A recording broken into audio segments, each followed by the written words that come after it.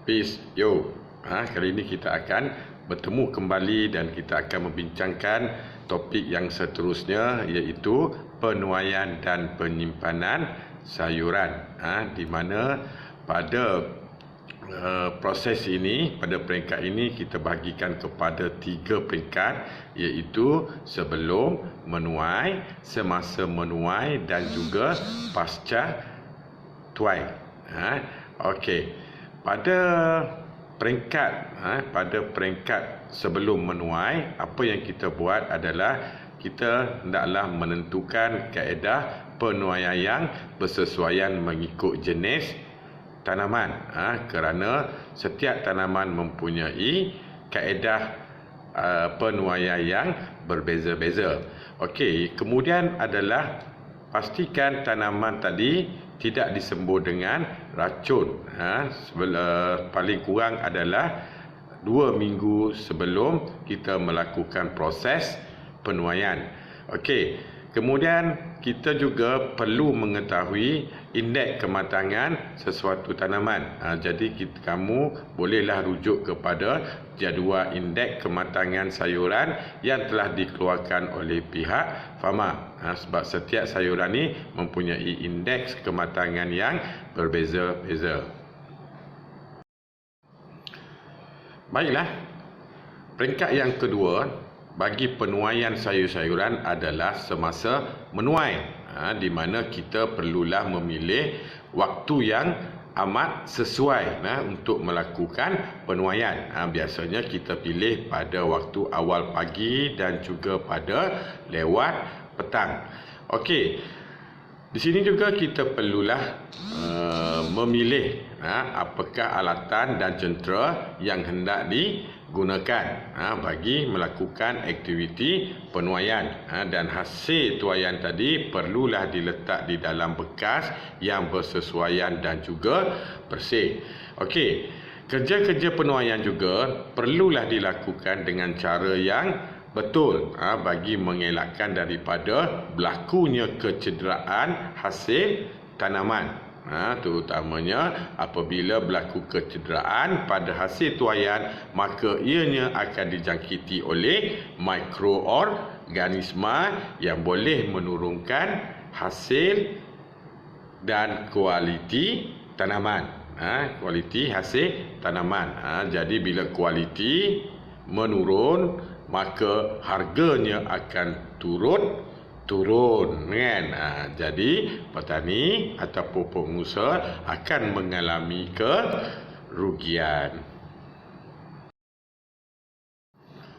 Peringkat yang ketiga adalah aktiviti pasca tuai, di mana ianya adalah aktiviti yang berlaku selepas daripada proses kita menuai, kan?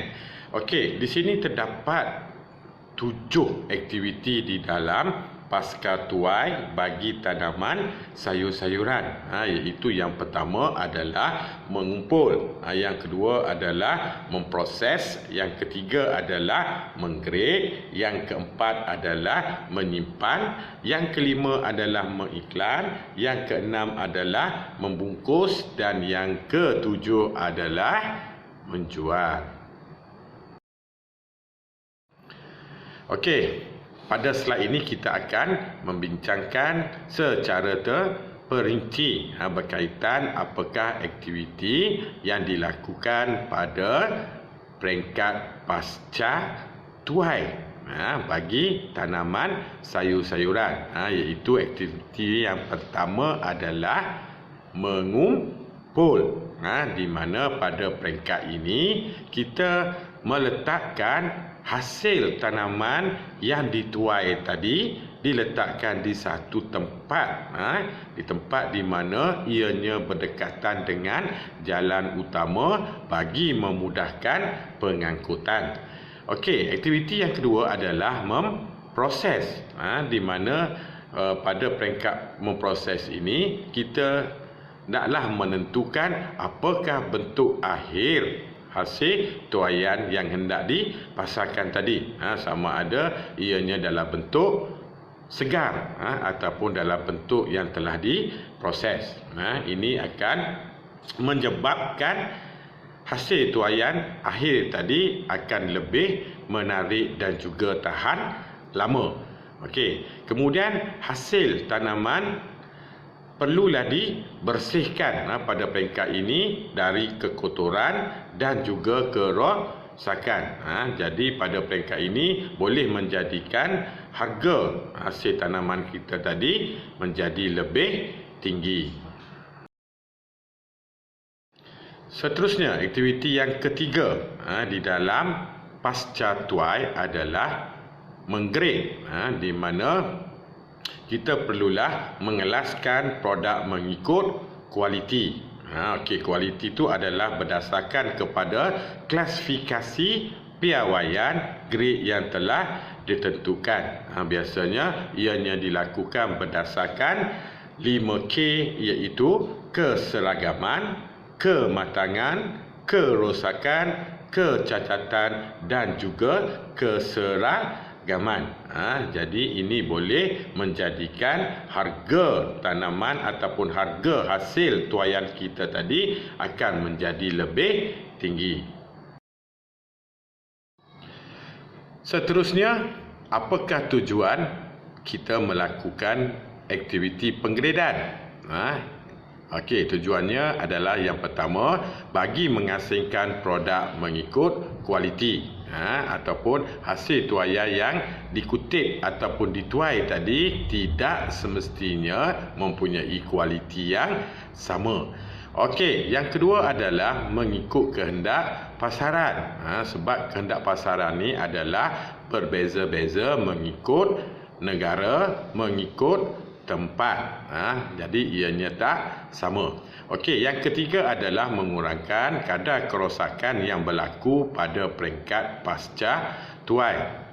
Yang keempat adalah menambah nilai. Yang kelima adalah bagi menjimatkan kos. Yang keenam adalah mengelakkan ketidakadilan dalam proses urus niaga. Yang ketujuh adalah meningkatkan kecekapan pemasaran. Dan yang terakhir adalah mempercepatkan transaksi urus niaga.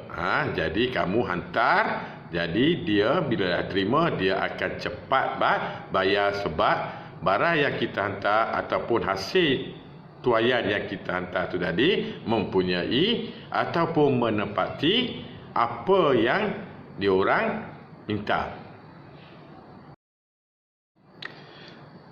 Seterusnya, aktiviti yang keempat di dalam pasca tuai adalah aktiviti membungkus, di mana kaedah pembungkusan yang baik dapat mengekalkan kesegaran. Itu yang pertama. Yang kedua adalah ianya dapat menarik perhatian pelanggan untuk membeli. Yang ketiga adalah memelihara kualiti hasil produk ataupun hasil tuaian. Dan yang keempat adalah memudahkan proses penghantaran.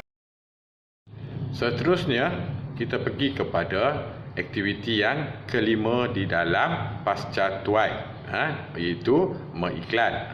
Ini merupakan satu aktiviti yang penting. Okey, di mana apakah maksud mengiklan? Okey, jadi mengiklan merupakan satu teknik komunikasi untuk menyampaikan maklumat kepada pengguna berkaitan dengan produk yang kita keluarkan. Okey, biasanya iklan yang berkesan akan membantu menarik minat pengguna untuk mendapatkan produk yang kita keluarkan. Jadi periklanan bertujuan yang pertama adalah mewujudkan pasaran. Yang kedua adalah menyampaikan maklumat tentang kualiti hasil ataupun kualiti produk yang kita keluarkan. Yang ketiga adalah meningkatkan perniagaan. Dan yang keempat, yang penting yang keempat ni adalah ianya boleh memujuk pengguna untuk membeli. Aktiviti yang keenam iaitu menyimpan, di mana penyimpanan ni perlulah dilakukan dengan kaedah yang betul bagi mengekalkan kesegaran dan juga kualiti hasil pertanian, di mana penyimpanan bertujuan yang pertama adalah mengurangkan kadar respirasi dan yang kedua adalah bagi mengurangkan aktiviti metabolisme.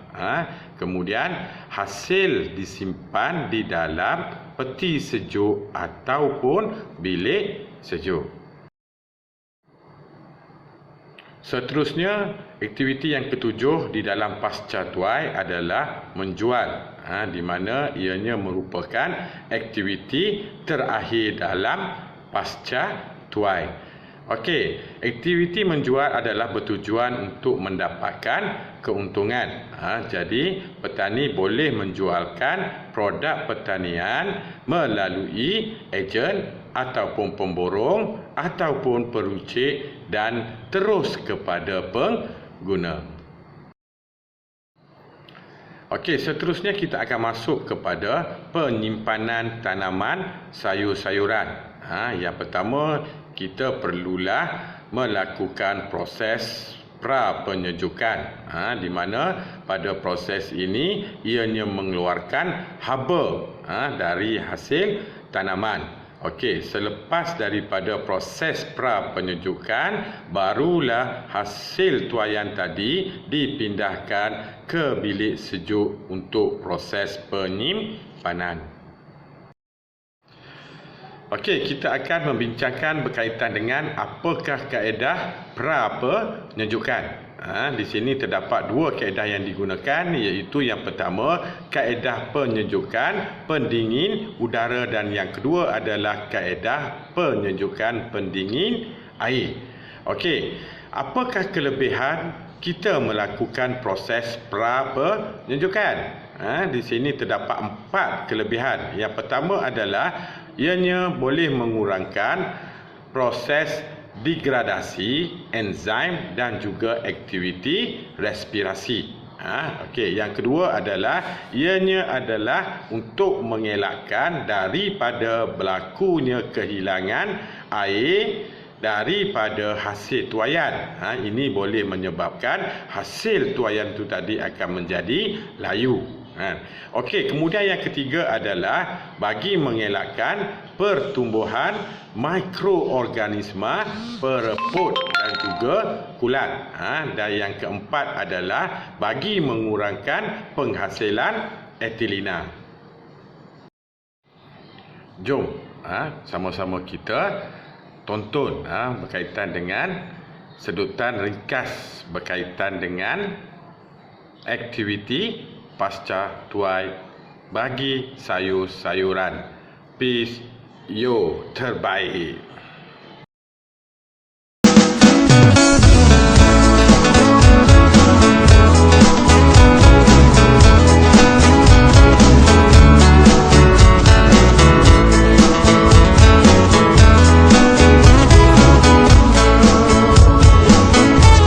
Memang aku ini anak orang miskin, tiada apa-apa yang dapat ku berikan. Engkau memang cantik, memang tidak padan dan tidak sepadan.